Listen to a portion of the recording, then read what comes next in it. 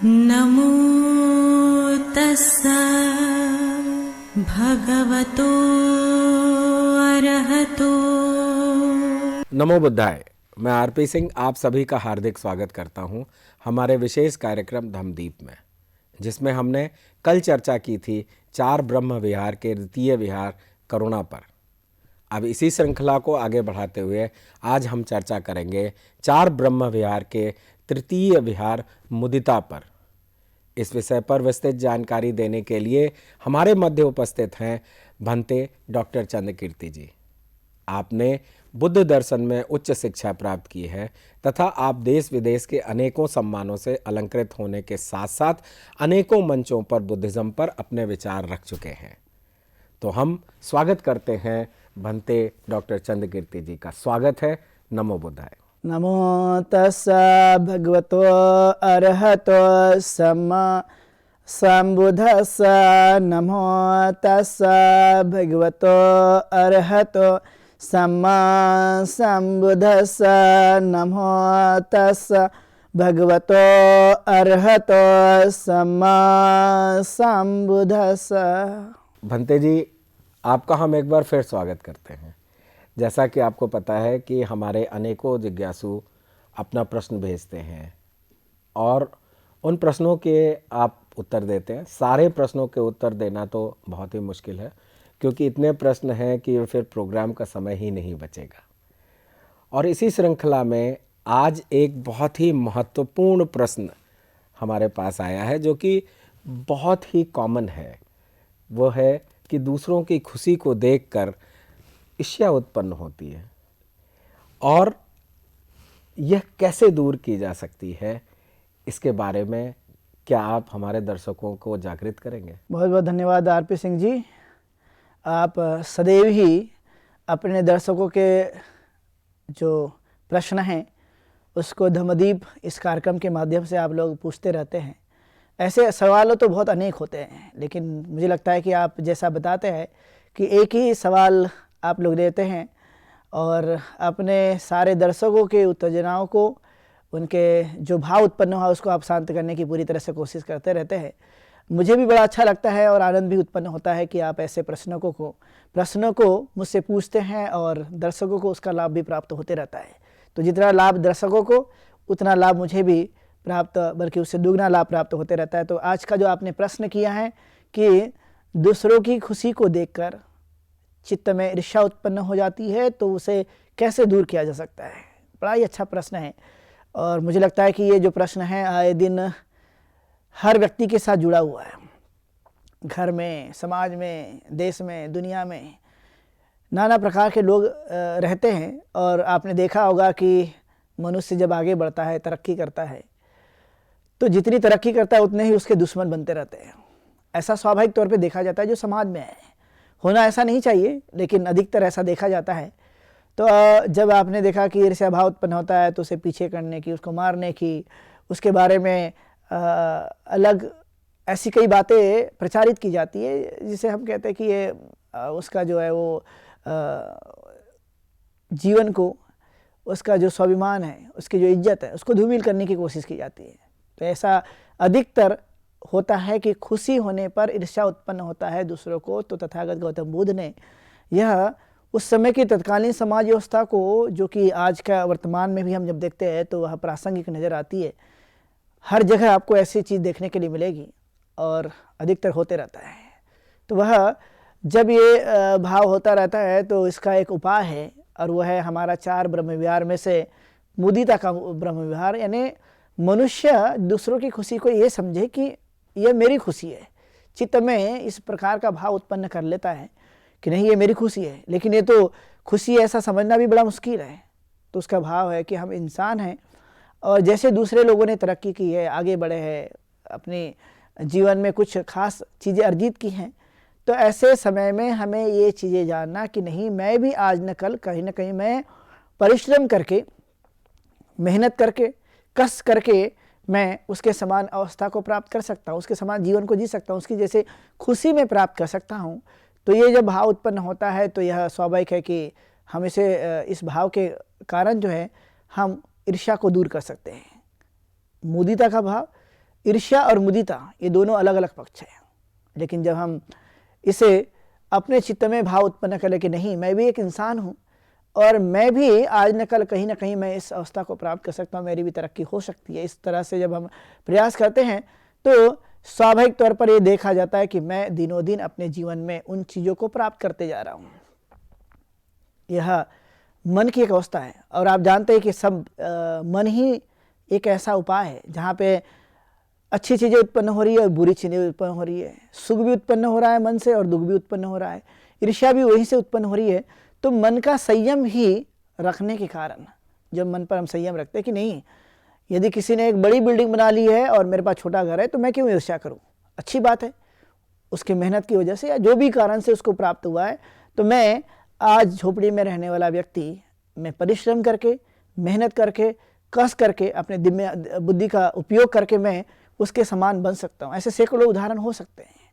लेकिन यदि मैं अपनी ऊर्जा को ईर्ष्या में लगाता हूँ, मैं नफरत में लगाता हूँ, अपनी ऊर्जा को मैं इस गलत काम में लगाता हूँ, तो मेरी ऊर्जा वैसी ही उत्पन्न होगी। ईर्ष्या से ईर्ष्या की ऊर्जा उत्पन्न होती है, ईर्ष्या से ईर्ष्या का भाव उत्पन्न हो जाता है और मैं अपने अच्छे कार्य करते हुए न उस पर आगे बढ़ते हुए, बल्कि मैं इस तरह से दूसरों के लिए मैं अपनी ऊर्जा का इस्तेमाल करता हूँ। तो यही एक सबसे बड़ी हमारी एक गलती होती है। लेकिन हम सही दिशा में आगे बढ़ते हैं, अपनी ऊर्जा का सही इस्तेमाल करते हैं और सोचते कि नहीं, आज नहीं कल, कल नहीं परसों, कभी ना कभी मुझे चीज़ें प्राप्त हो जाएगी और मैं अपने जीवन काल में दूसरों की खुशी को देखकर अपने जीवन में मैं मानता हूँ कि ये मेरी भी खुशी है, मैं भी एक मनुष्य हूँ, कहीं ना कहीं कभी ना कभी मुझे भी कुछ अवसर प्राप्त हो जाएगा।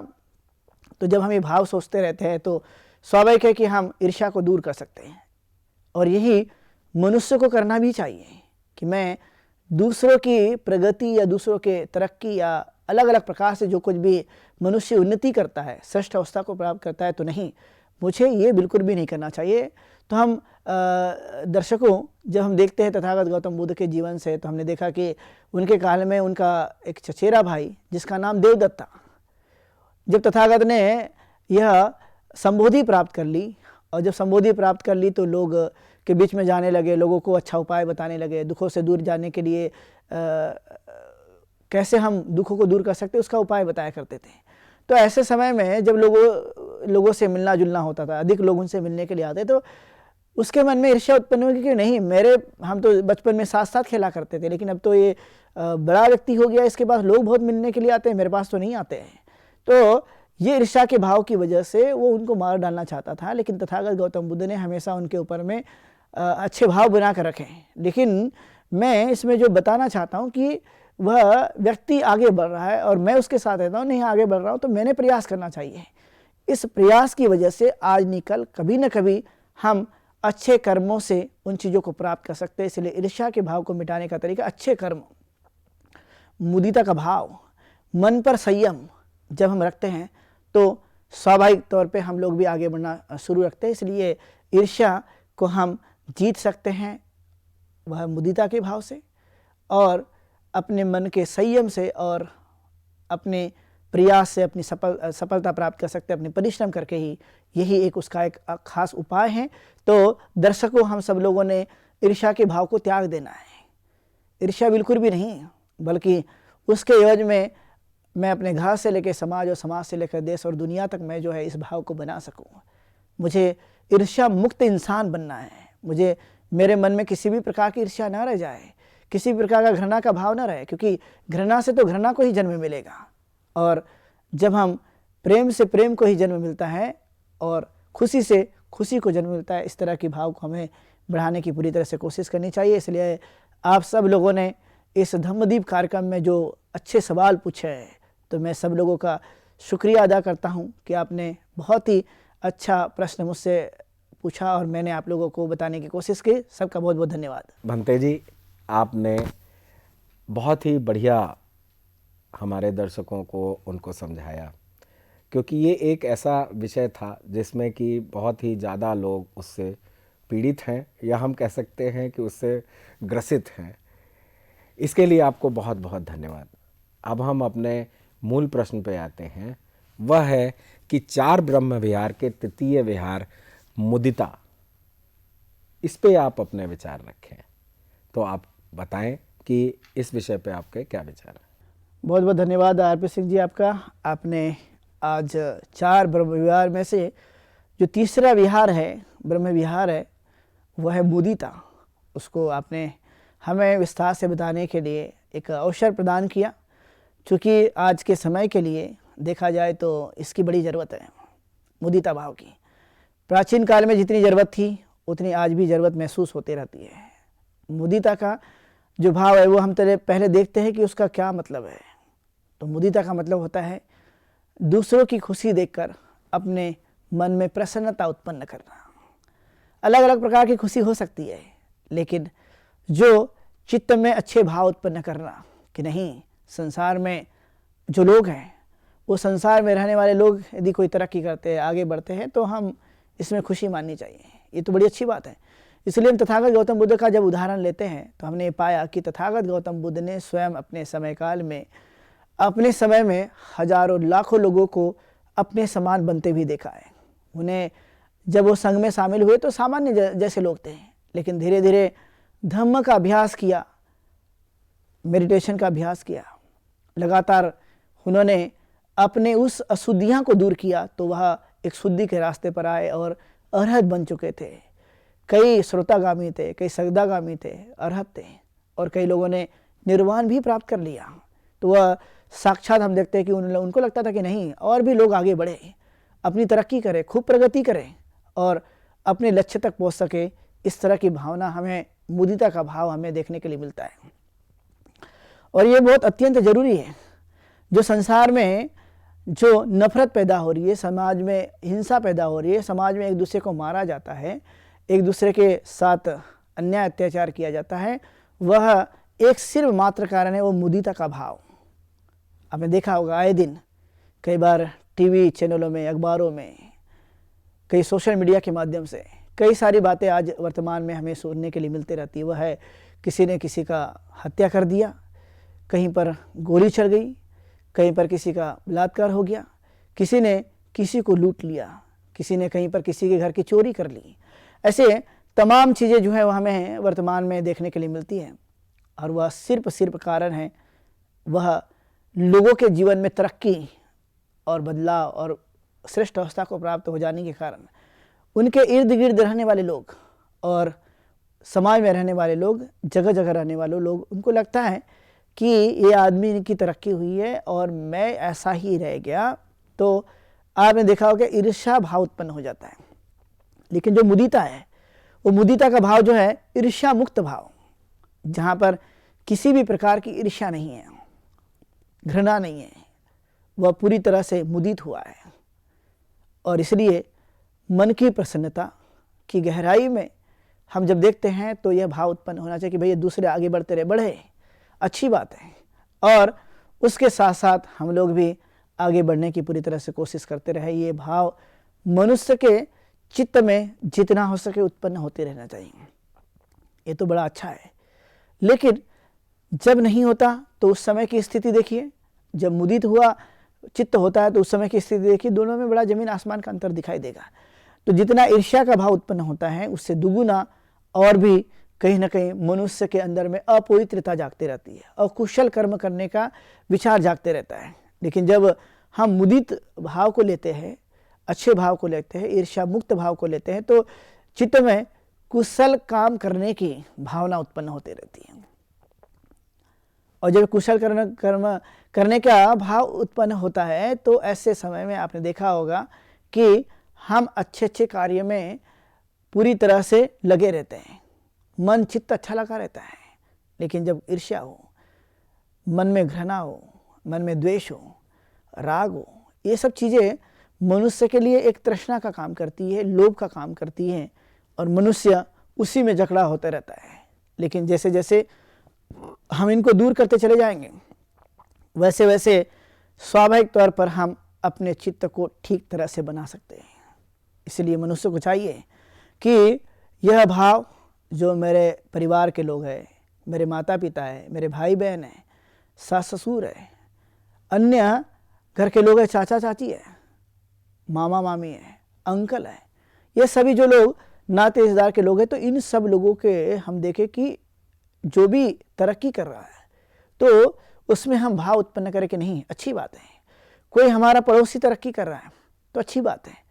किसी ने कुछ हासिल कर लिया, अच्छी बात है, उन्होंने तरक्की करनी चाहिए। उसमें किसी भी प्रकार का कोई ऐसा भाव नहीं कि मैं इसके साथ घृणा का भाव उत्पन्न कर दूं और बुराइयां करना शुरू कर दूं, या मैं उसके बारे में भला बुरा कहना शुरू कर दूं।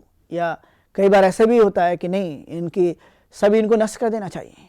तो यह भाव घृणा का भाव है, ईर्ष्या का भाव है, द्वेष का भाव है।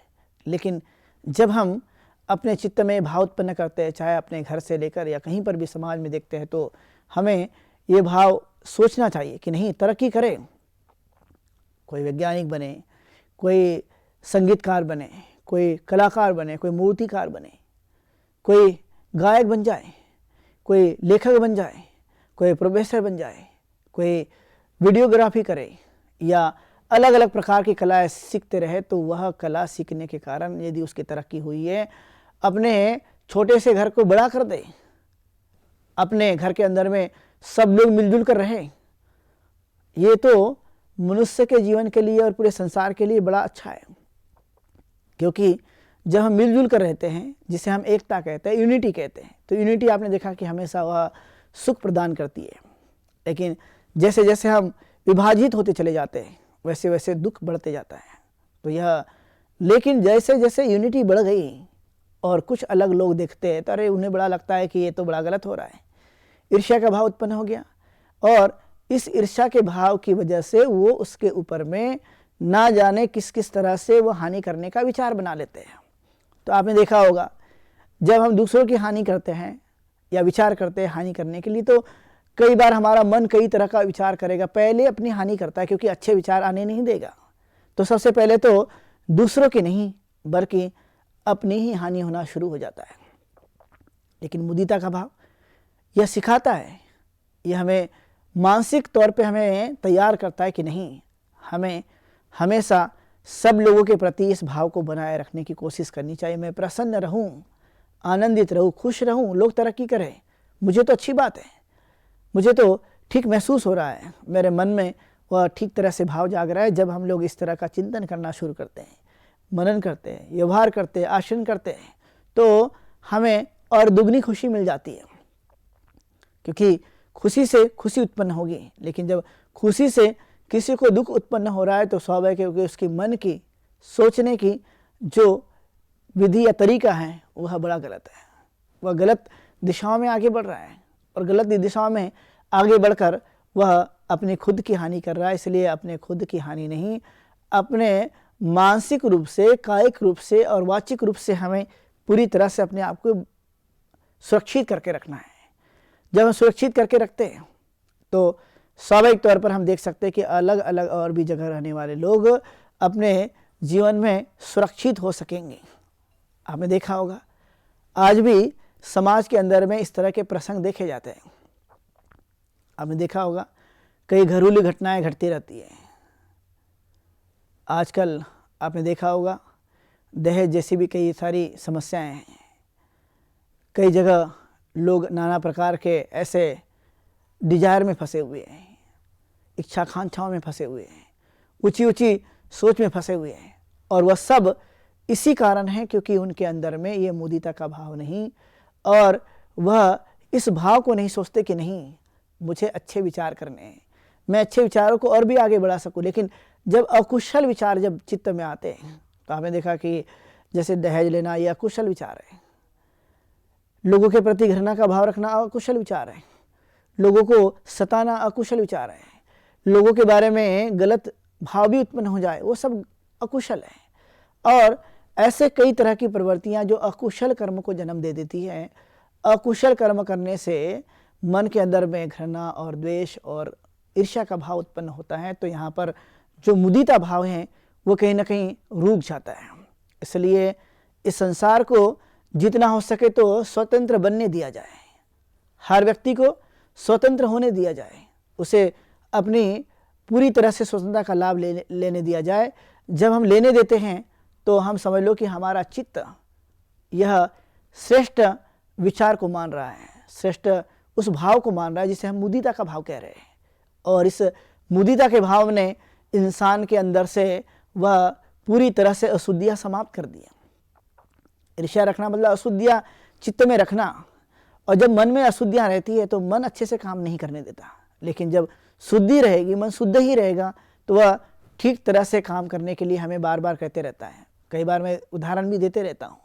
जैसे आपने देखा होगा कि आजकल हम सब लोग जो है वो मोबाइल फ़ोन इस्तेमाल करते हैं, और मोबाइल फ़ोन में ऐसी कई सारी चीज़ें जब आ जाती है, जैसे वायरस आ जाता है या हमारे सारे बॉक्स फुल हो जाते हैं, टेक्स्ट बॉक्स फुल हो जाते हैं, तो वहाँ पर दूसरी चीज़ें नहीं आ पाएगी।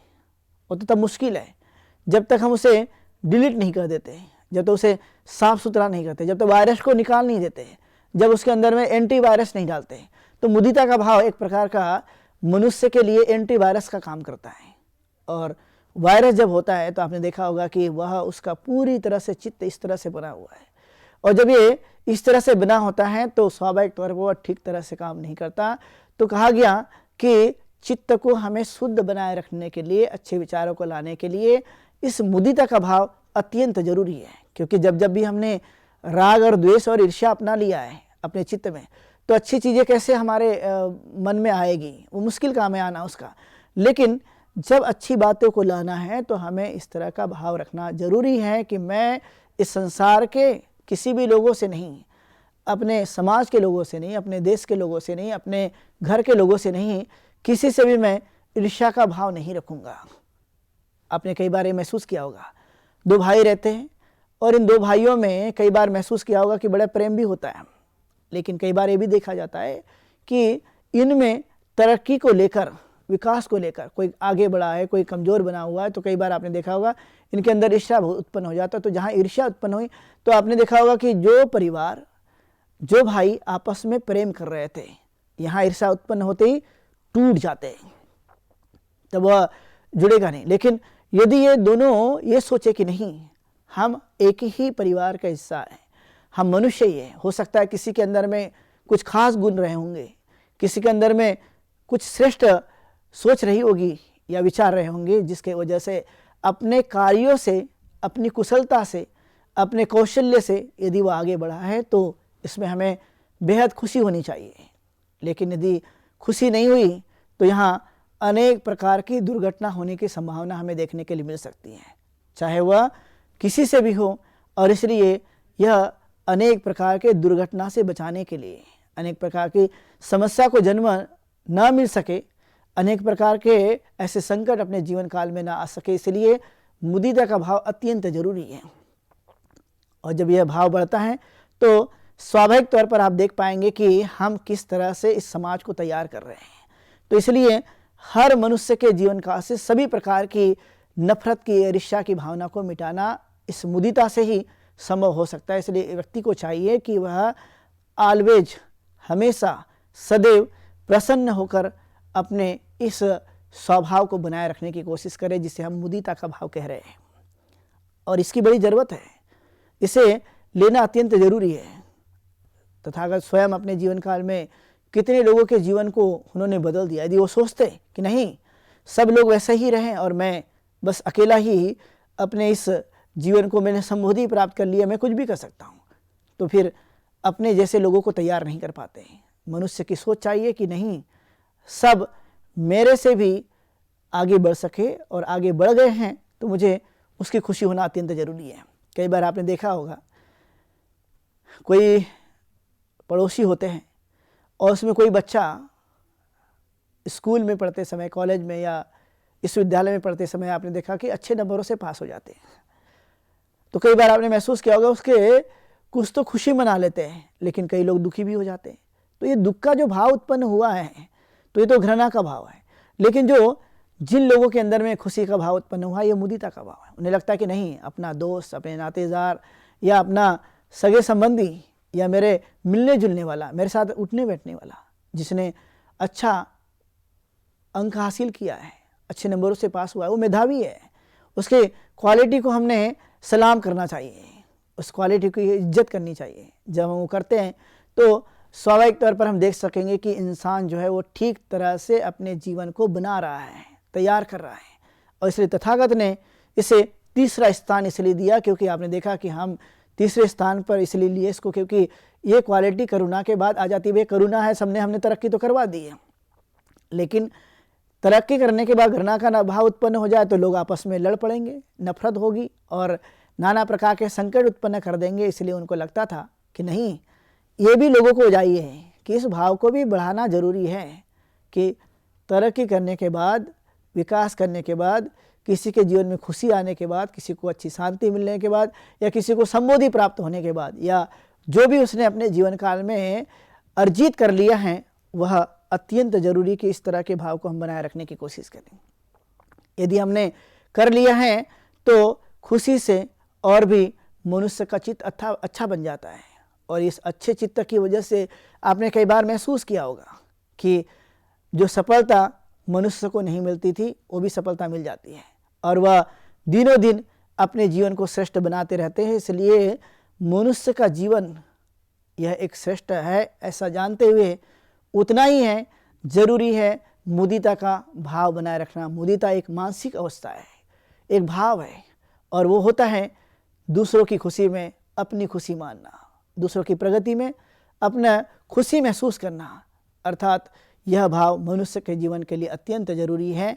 और आप सब लोगों ने इस विचार को सुना, मुदिता के इस ब्रह्म विहार को सभी लोगों ने सुना है, जो कि मनुष्य के जीवन के लिए इस भाव को सदैव बनाए रखने से सभी लोगों में प्रिय बन जाएंगे, सभी लोग हमारा आदर करेंगे, सभी लोग हमारा सत्कार करेंगे और हम अपने साथ साथ दूसरों को भी ठीक तरह से बना पाएंगे। इसलिए मुदिता का भाव मनुष्य के लिए अत्यंत जरूरी है, जो कि 4 ब्रह्म विहार का तीसरा ब्रह्म विहार है।